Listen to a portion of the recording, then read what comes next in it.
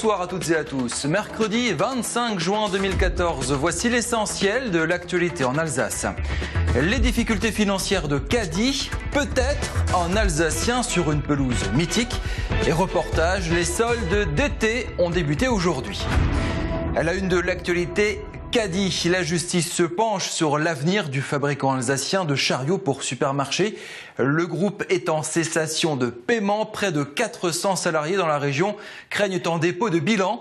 Et il faut trouver des dizaines de millions d'euros, selon certaines sources, pour assurer les salaires et payer les fournisseurs. Le politique se mêle désormais de ce dossier sensible.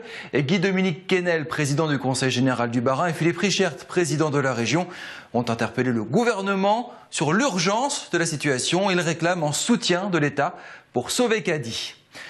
Du côté du magasin Globe à Mulhouse, la situation empire. Les 52 salariés ont été licenciés la semaine dernière alors qu'ils attendaient un projet de reprise. Et on apprend qu'une vente publique des stocks et mobiliers de la grande surface sera organisée le 24 juillet prochain en présence d'un huissier. Les propriétaires de l'immeuble de la rue du Sauvage exigent le paiement des loyers non versés depuis des mois. C'est tout simplement l'outil de travail qui est en passe de disparaître. L'affaire Vincent Lambert fait grand bruit. La Cour européenne des droits de l'homme à Strasbourg s'est prononcée pour le maintien des soins. Une décision opposée au verdict du Conseil d'État hier qui a approuvé l'arrêt du dispositif d'aide maintenant en vie.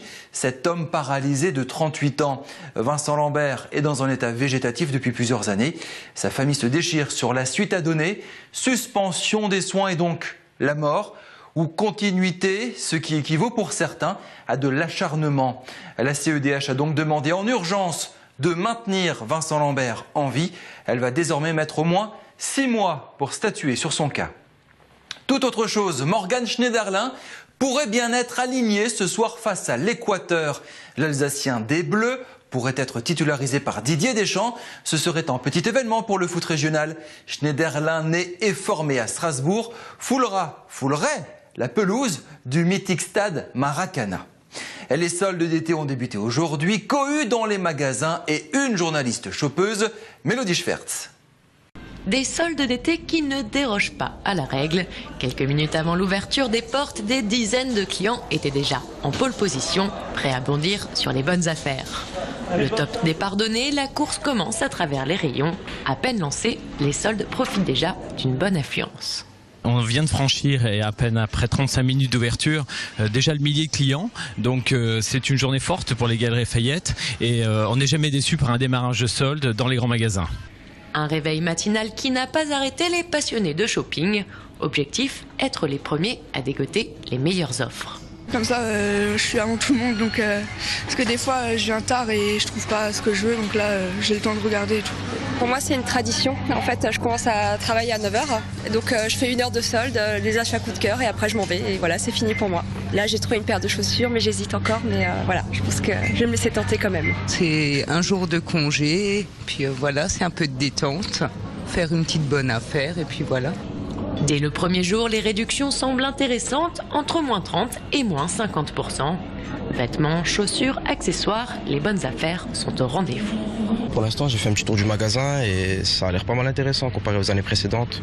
C'est pas mal, la preuve. On commence, ça fait 5 minutes qu'on est là et on a déjà pas mal d'habits dans les mains. Et le rush des prix cassés devrait se poursuivre les prochains jours. Achat utile ou compulsif, le budget solde reste présent. Crise ou pas crise, se faire plaisir, c'est avant tout le leitmotiv. C'est soutenu tout le week-end et puis la semaine suivante aussi. Bien sûr, après, le démarrage et le départ en vacances changent un peu, mais le week-end est très soutenu et on attend énormément de clients, surtout aujourd'hui. Et puis samedi aussi, c'est une journée très très forte pour le magasin. Malgré la cohue dans les magasins, Internet devrait être le grand gagnant de ces soldes d'été. 71% des Français ont prévu de faire une bonne partie de leurs achats en ligne. Et voici Sous le Grill, présenté comme chaque soir par Olivier Anne. La marque Alsace et son partenaire, la région Alsace, présentent Sous le Grill. Ernie Jacqui, bonjour. Bonjour Olivier. Alors vous êtes un grand spécialiste de l'économie du football. Est-ce qu'on peut dire que le mondial change certaines choses dans l'économie? On parle bien sûr de restaurants désertés, mais il y a sans doute d'autres conséquences et pas seulement au Brésil. Oui, ce n'est évidemment pas le football national et régional qui vont booster la croissance en France, mais économiquement, il y a des choses intéressantes à dire et à relever, et la restauration fait partie. Mais je voudrais plus insister sur les autres volets très positifs en termes d'équipements sportifs, en termes de vente de téléviseurs, de consommation dans les magasins, les commerces, etc. Ces trois, plus le facteur restauration, sont évidemment intéressants à étudier. Alors ce mondial a débuté avec un engouement jamais atteint. Est-ce que ça peut retomber au fur et à mesure des éliminations ou c'est vraiment le foot que les gens aiment maintenant? Il y a plusieurs éléments. Je crois que la Coupe du Monde au Brésil attire forcément plus que celle qui a eu lieu en Afrique du Sud et peut-être une des prochaines au Qatar ou en Russie. C'est le Brésil, c'est l'image, mais c'est aussi l'effet simultané de ce que l'équipe de France retrouve aujourd'hui du lustre, de l'intérêt pour elle et pour le Brésil, et on a beaucoup parlé de cette Coupe du Monde. Donc il y a une coalition, une confluence de plusieurs intérêts intéressants et qui sont forcément multiplicateurs pour l'économie.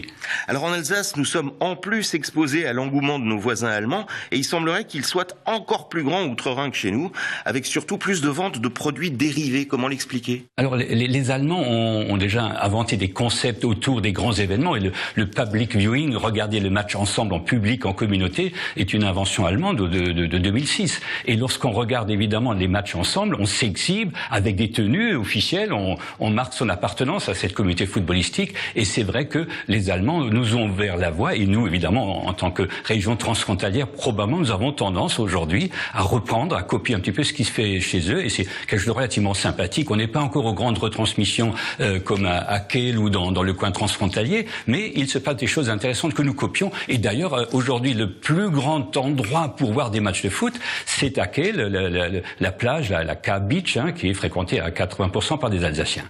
Alors, on voit des ballons ou des maillots à 100 € en début de mondial, mais combien vaut ce soir un maillot de l'Espagne? C'est pas un peu choquant, ces prix variables? Disons que ce n'est plus un problème aujourd'hui, dans la mesure où, de toute manière, tous les équipements, il y a rupture de stock en Alsace de tous les équipements, de toutes les tenues officielles, que ce soit les Bleus depuis longtemps, mais aussi les autres. C'est assez intéressant. On a vendu beaucoup de maillots bleus, l'équipe de France. On a vendu pas mal de maillots brésiliens et allemands en Alsace, mais aussi à Strasbourg notamment. On a tout vendu, tous les maillots allemands, italiens, tout a été vendu. Il n'y a plus de stock dans les magasins, de toute manière. Alors c'est vrai qu'évidemment, les maillots espagnols, forcément aujourd'hui, on ne va pas les exhiber de la même manière. Ernie Jacqui, merci. Merci Olivier, et allez les Bleus. La marque Alsace et son partenaire, la région Alsace, vous ont présenté Sous le Grill. La météo régionale vous est présentée par Wassila Moussaoui. La météo, avec le groupe Stylet, qui depuis plus de 45 ans souffle le chaud et le froid pour votre confort.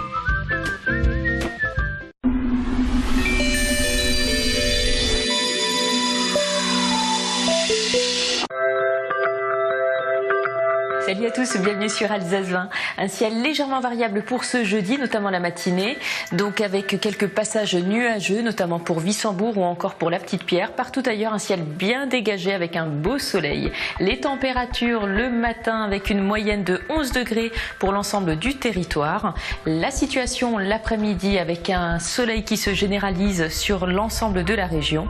Les températures, elles, augmentent pour atteindre une maximale de 25 degrés pour Strasbourg et une minimale de 24 dans le reste de la région. La situation pour le lendemain, jeudi, avec une situation qui se dégrade, une tendance pluvieuse, des températures qui varieront au cours de la journée de 14 à 25 degrés.